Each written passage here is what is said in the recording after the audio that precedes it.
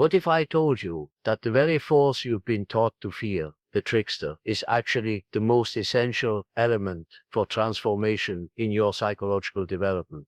You see, for decades, both academic psychology and popular spirituality have painted the trickster archetype as something dangerous, chaotic, destructive. They warn you to avoid it, to suppress it, to keep it locked away in the shadow. But here's what they don't understand. The trickster isn't chaos itself. It's the intelligent force that dissolves rigid patterns to create space for genuine growth. Every mythology, from the Norse Loki to the Native American coyote, from the African Anansi to the Greek Hermes, understood something profound. The trickster is not the enemy of order, but rather the surgeon of consciousness, cutting away what no longer serves with precision, disguised as playfulness. The moment you learn to invoke this archetype consciously, you gain access to a transformative power that can restructure your entire reality without destroying what matters most. But here's the challenge that keeps most people trapped in their limiting patterns. Most people don't realize they're living in psychological prisons of their own making, following scripts written by others, never questioning whether their carefully constructed identity actually serves their authentic self.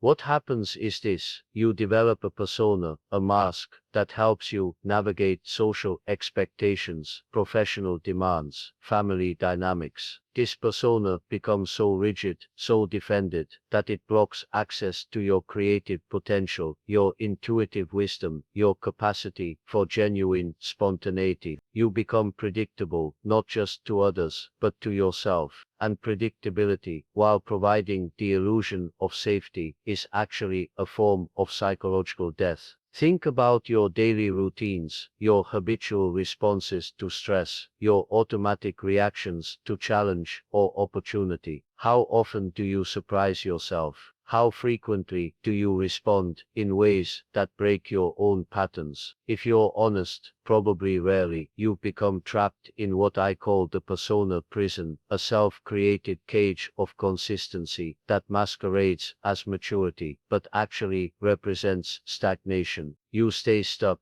because every time the trickster energy tries to emerge through a spontaneous urge, an unconventional idea, a playful impulse, you immediately suppress it with thoughts like, "That's not who I am," or "People expect me to be responsible," or "I can't afford to be unpredictable." But here's where it gets more insidious. This suppression doesn't eliminate the trickster energy, it drives it underground into the shadow, where it manifests as self-sabotage, passive aggression, or sudden destructive impulses. You might find yourself making choices that seem to come from nowhere, choices that disrupt your life in ways you didn't consciously choose. The energy demands expression, and if you don't channel it consciously, it will channel itself unconsciously, often in ways that create genuine chaos rather than constructive change.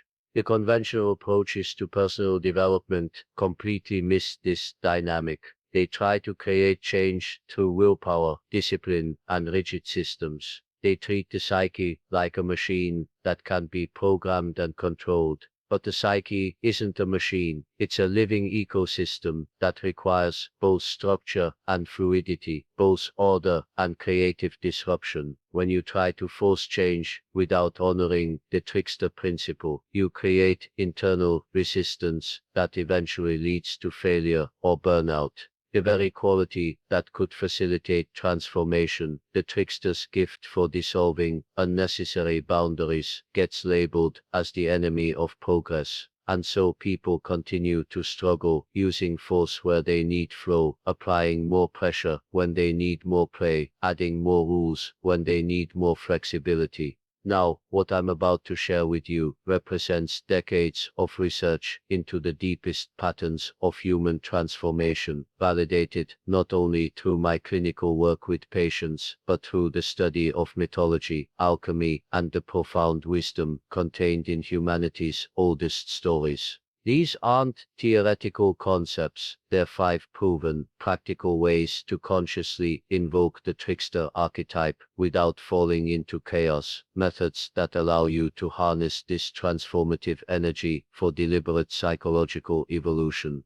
This understanding emerges from recognizing that the trickster exists in every human psyche as what I call the creative disruptor, the force that knows when patterns have become prisons and possesses the intelligence to unlock them. Modern neuroscience validates what ancient wisdom traditions always knew: the brain requires novel experiences, pattern interruption, and creative challenge to maintain neuroplasticity. When we suppress the trickster, we literally starve the brain of the stimulation it needs for growth and adaptation. The research of Dr. Jerome Bruner at Harvard demonstrated that the most creative individuals regularly engage in what he termed effective surprise, the ability to break their own cognitive patterns in service of discovery. Similarly, studies of highly successful entrepreneurs consistently show their willingness to think differently and challenge conventional approaches. But here's what separates destructive rebellion from constructive transformation: conscious intention combined with psychological wisdom.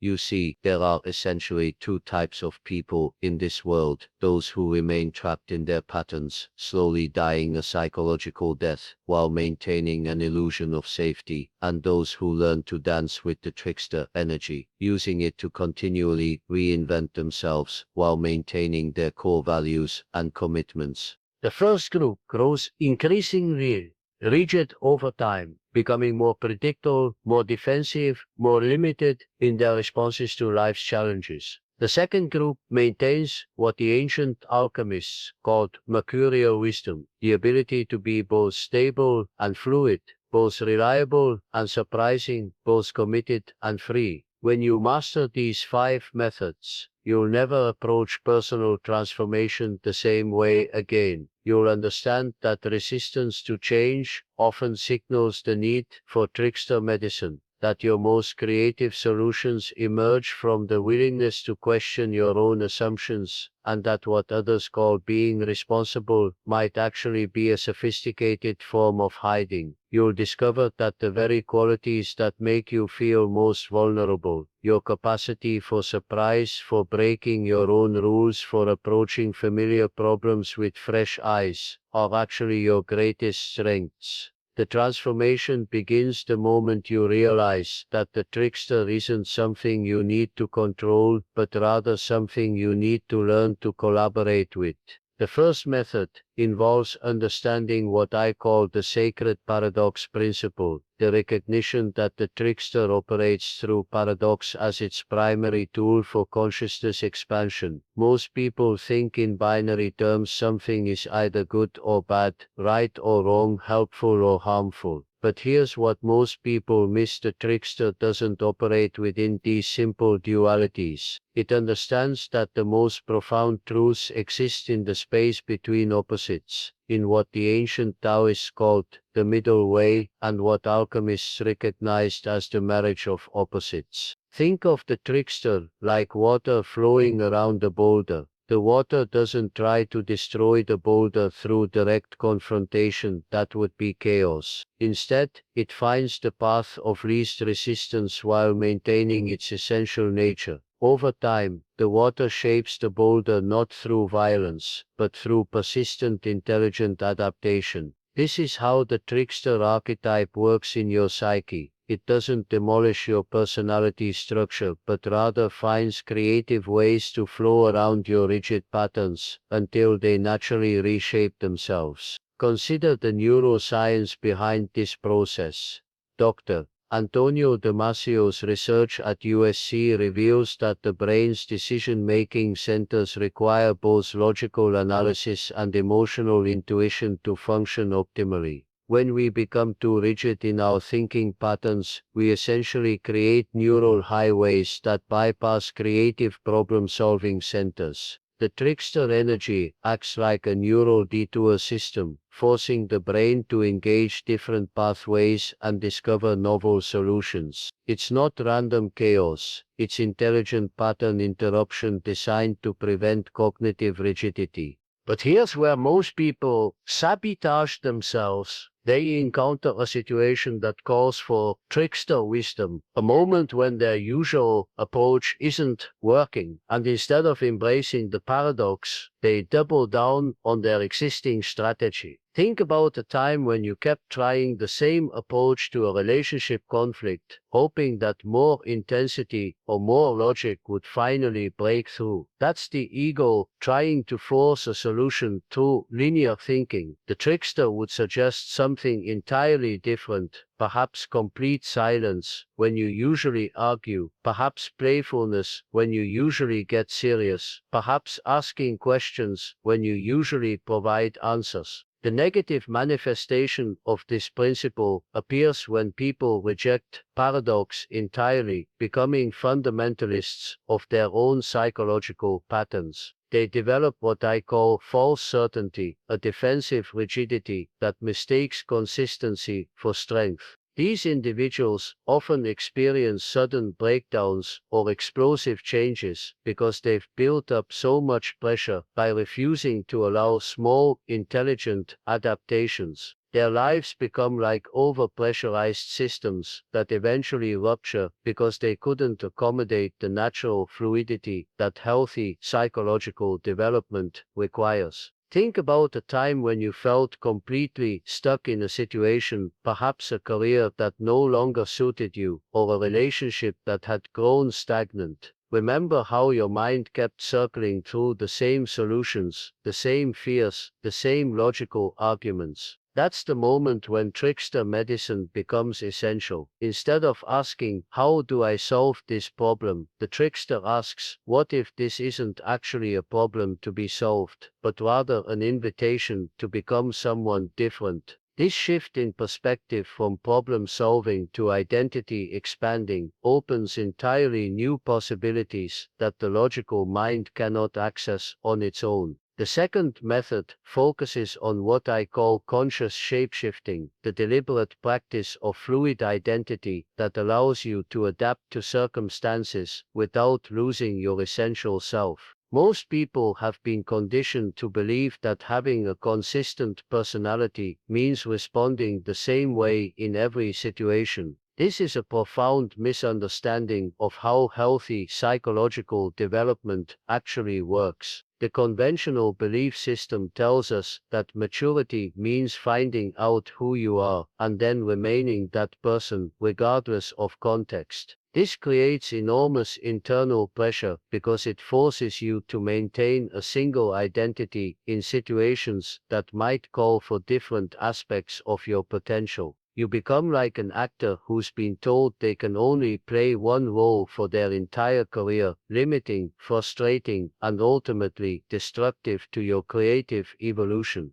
But here's the psychological truth that the trickster understands. You are not a fixed entity, but rather a dynamic process, a constellation of possibilities that can express differently depending on what the situation requires. This isn't about being fake or manipulative. It's about recognizing that different circumstances call forth different aspects of your authentic self.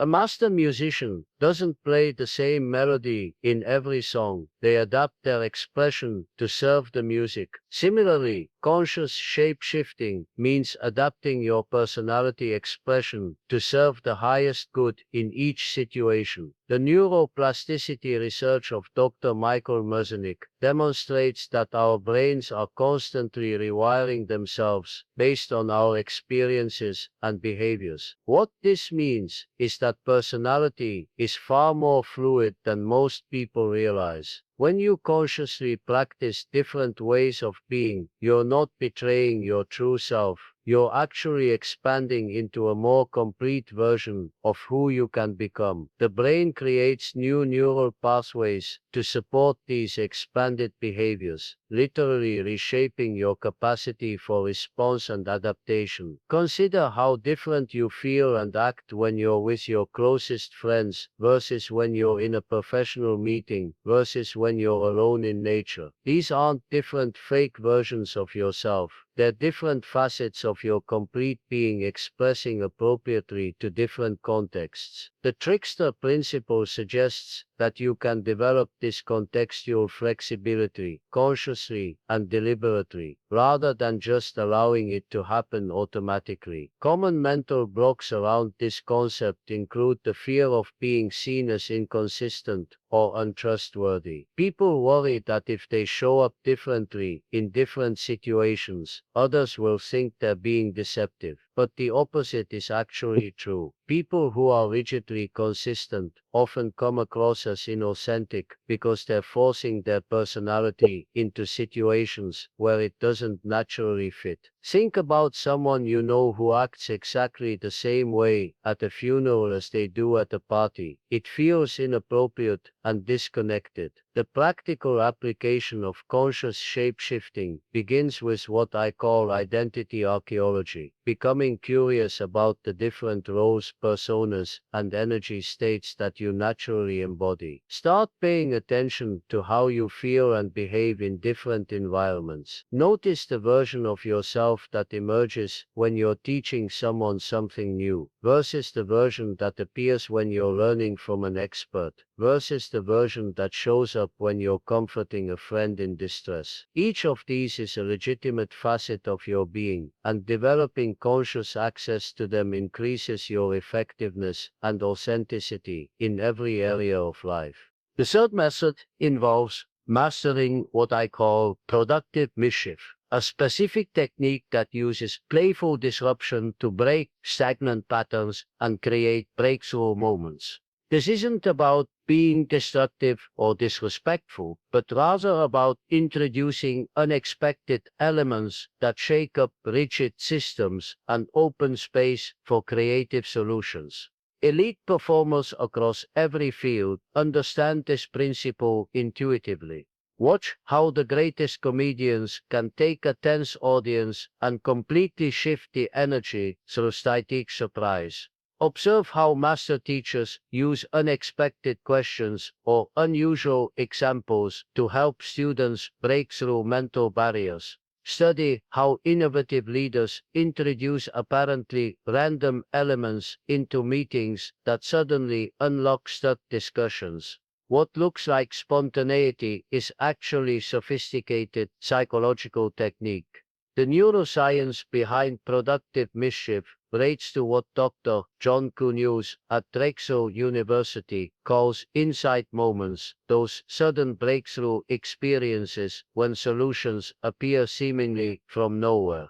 His research shows that these insights occur when the brain temporarily suppresses focused attention and allows different neural networks to make unexpected connections. Productive mischief creates the conditions for these insight moments by disrupting normal thinking patterns and encouraging cognitive flexibility. Here's the step-by-step implementation process. First, identify a situation in your life where you feel stuck using the same approaches repeatedly. This could be a recurring conflict, a creative challenge, a business problem, or a personal habit you want to change. Second, observe your typical response pattern to this situation. Notice the thoughts, emotions, and behaviors that you automatically engage. Third, consciously design a productive disruption, an unexpected response that breaks your usual pattern while still honoring the underlying values or goals involved. For example, if you typically respond to criticism with defensiveness, productive mischief might involve responding with genuine curiosity about the critic's perspective. If you usually approach networking events with serious professional conversation, productive mischief might involve introducing playful questions or creative icebreakers. If you habitually procrastinate on certain tasks by convincing yourself you need perfect conditions, productive mischief might involve deliberately starting the task in imperfect circumstances. The key principle is this: the disruption must serve a constructive purpose, not just create chaos for its own sake. Common mistakes include using mischief as a way to avoid responsibility, to express hidden aggression, or to seek attention. True productive mischief requires emotional maturity and clear intention. You're not trying to shock or upset people, but rather to create openings for authentic connection and creative breakthrough. Advanced practitioners learn to read the energy of systems, relationships, groups, organizations, and introduce exactly the right kind of disruption to shift stuck patterns. They might tell an unexpected story in a formal meeting, ask a vulnerable question during small talk, or suggest an unusual activity when a group feels stagnant. The timing and intensity matter enormously. What feels refreshing in one context might feel inappropriate in another. The compound effect over time is remarkable. As you become skilled at productive mischief, you develop what I call pattern intelligence, the ability to quickly recognize when systems need disruption and to provide it skillfully. People begin to associate you with breakthrough moments, creative solutions, and positive change. You become someone who can shift the energy of any situation in beneficial directions, not through force or manipulation, but through intelligent playfulness. The fourth method establishes what I call the synthesis system, a comprehensive process for integrating trickster wisdom into your daily decision making without losing stability or reliability. This isn't a random application of chaotic energy, but rather a systematic approach to conscious evolution that honors both your need for growth and your need for security. The system works through what I call structured spontaneity, creating frameworks that allow for creative expression while maintaining essential boundaries. Think of it like jazz music. The musicians have a structure, the chord progression, the rhythm, the basic melody, but within that structure, they're free to improvise and create something entirely unique. The structure doesn't limit creativity, it provides the foundation that makes authentic creativity possible. The technical mechanism operates through what neuroscientists call controlled cognitive flexibility. Dr. Adam Gasseri's research at UCSF shows that the most adaptive brains can switch between focused attention and open awareness, depending on what the situation requires. The synthesis system trains this capacity deliberately, teaching you when to apply structure and when to embrace fluidity, when to follow the plan, and when to trust spontaneous insight. Here's the step-by-step process breakdown. First, establish what I call non-negotiable foundations, the core values, commitments, and responsibilities that provide stability in your life. These might include your ethical principles, your primary relationships, your essential work responsibilities, or your basic self-care practices. These foundations don't change based on trickster impulses. They provide the container within which trickster energy can play safely. Second, identify flexibility zones, areas of your life where you can experiment with different approaches without threatening your foundational stability. These might include your daily routines, your social activities, your creative expressions, or your problem-solving strategies. Within these zones, you give yourself permission to try new things, break your own patterns, and follow unexpected impulses. Third, develop what I call integration rituals, regular practices that help you process and incorporate insights that emerge from trickster experiences. This might involve journaling about unusual experiences, discussing creative insights with trusted friends, or meditation practices that help you distinguish between constructive impulses and destructive ones. The key is creating conscious reflection time so that trickster experiences contribute to your overall development rather than just providing temporary excitement. Before implementing this system, people often experience what I call all or nothing syndrome. They either suppress all spontaneous impulses in the name of responsibility, or they abandon all structure in the name of freedom. Both approaches create problems. Too much structure leads to stagnation and eventual rebellion, while too little structure leads to chaos and eventual collapse. The synthesis system provides a third option that honors both the need for stability and the need for growth. After implementing this system consistently, people report feeling more creative without feeling irresponsible, more spontaneous without feeling reckless, more alive without feeling out of control. They describe a sense of dancing with life rather than either fighting against it or being swept away by it. Their decision-making becomes more nuanced, incorporating both logical analysis and intuitive wisdom, both individual needs and collective responsibility. Common sabotage patterns include perfectionism, waiting for the perfect moment to begin, extremism, applying the principles too rigidly, and bypass behavior, using trickster energy as an excuse to avoid difficult responsibilities. The system works best when approached with what Buddhists call beginner's mind, curiosity, patience, and willingness to learn from mistakes, rather than demanding immediate mastery. The fifth method provides what I call sacred play practice, a concrete, physical engagement with trickster energy that creates immediate results while building long-term transformation capacity. This isn't abstract psychological work, but rather embodied practices that engage your creative intelligence through deliberate play, movement, and sensory experience. The power of physical action in psychological transformation cannot be overstated. Dr. Amy Cuddy's research at Harvard Business School demonstrates that changing your physical posture and movement patterns literally changes your hormone levels, confidence, and performance within minutes. When you engage the trickster archetype through physical practice, you're not just thinking about transformation, you're embodying it, which creates much deeper and more lasting change than mental understanding alone. Consider the historical and cultural validation for this approach.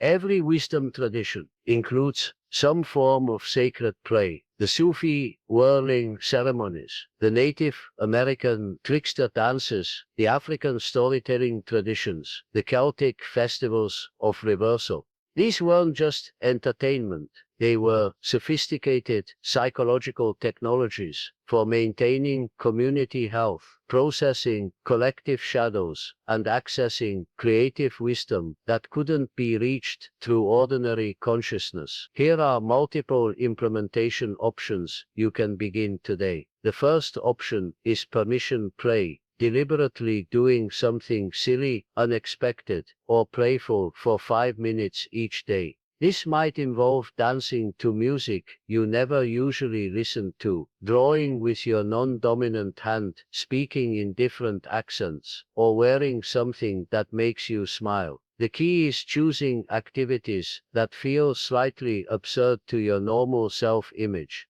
The second option is pattern-breaking adventures, once per week, deliberately disrupting one of your automatic routines in a small but noticeable way. Take a different route to work, eat breakfast for dinner, start conversations with strangers, visit places you've never been in your own city. The goal isn't to create major life changes, but rather to exercise your flexibility muscles and stay connected to the surprising possibilities that exist within ordinary experience. The third option is creative problem-solving play. When you encounter any challenge or decision, before engaging your usual analytical approach, spend 10 minutes exploring the situation through play. You might draw the problem as cartoon characters, act out different solutions physically, or brainstorm the most ridiculous possible approaches. Often, insights that emerge from this playful exploration point towards surprisingly practical solutions that the logical mind would never discover. The immediate engagement opportunity happens right now. Before continuing to read, stand up and move your body in a way that expresses how you feel about learning these concepts. Don't think about it,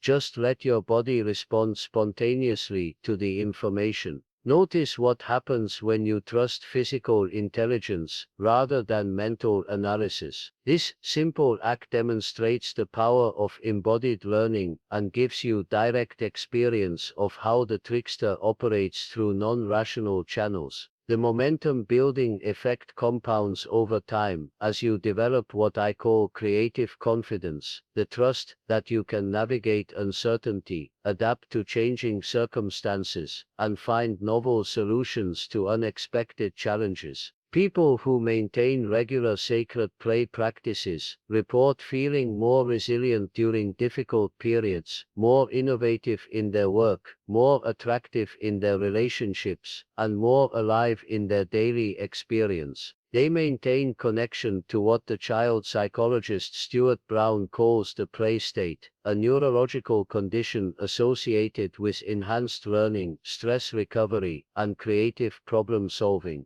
Timing and frequency recommendations. Engage in permission play daily for 5 to 15 minutes. Pattern breaking adventures weekly, and creative problem solving play whenever you encounter genuine challenges or decisions. The practices should feel energizing rather than exhausting, playful rather than forced, experimental rather than perfect. If you find yourself taking the practices too seriously, that's a sign to inject more actual playfulness into your approach. Now, here's what determines whether these methods transform your life or remain interesting concepts you once read about. The willingness to see yourself as someone who is actively evolving rather than someone who is trying to fix what's wrong. Most people approach personal development from a deficit model. They identify problems, weaknesses, or limitations, and then try to eliminate them through effort and discipline. But the trickster archetype operates from an abundance model. It assumes that you already contain all the resources you need,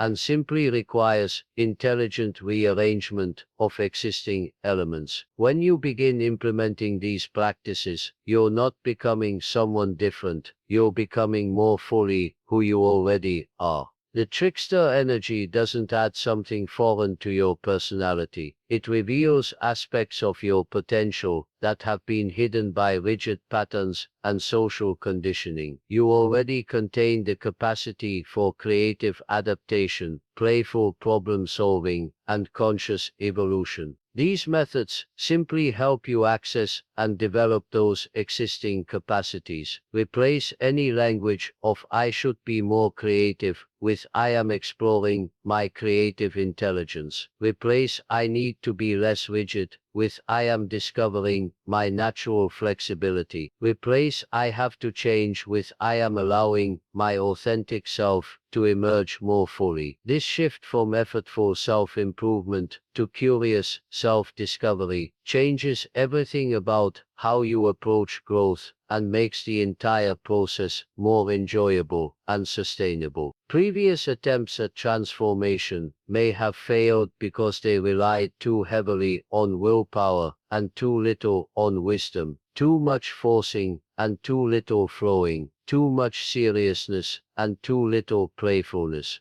The trickster principle suggests that sustainable change happens through alignment with natural psychological processes rather than opposition to them. When you work with your inherent creativity instead of against your perceived limitations, transformation becomes an organic unfolding rather than a forced reconstruction. The moment you begin treating your own development as a creative project rather than a problem to be solved, you tap into entirely different resources and possibilities. You start asking what wants to emerge instead of what needs to be fixed. You begin experimenting with what if I tried this, instead of demanding, why can't I just be different? This shift in approach activates the very qualities that make transformation possible: curiosity, flexibility, and intelligent risk-taking. What we've explored today represents a return to something ancient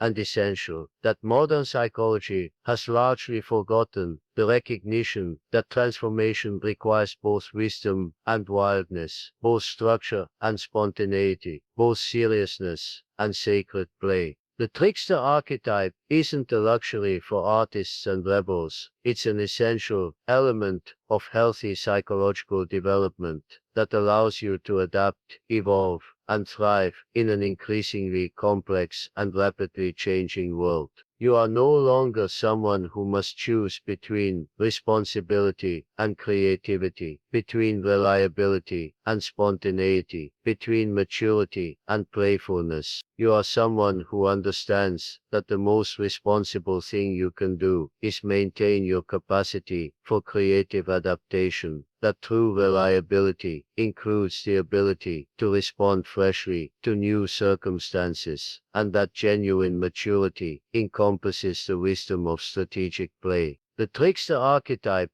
has always been about integration rather than disruption, about conscious evolution rather than chaotic rebellion. Take a moment right now to consider which of these 5 methods calls to you most strongly. What would it feel like to allow yourself once more permission to break your own patterns today? How might your life shift if you approached your current challenges as invitations for creative expression rather than problems requiring forced solutions? The fact that you're asking these questions means the trickster energy is already stirring within you, ready to collaborate in your continued becoming. The only question remaining is, are you ready to dance?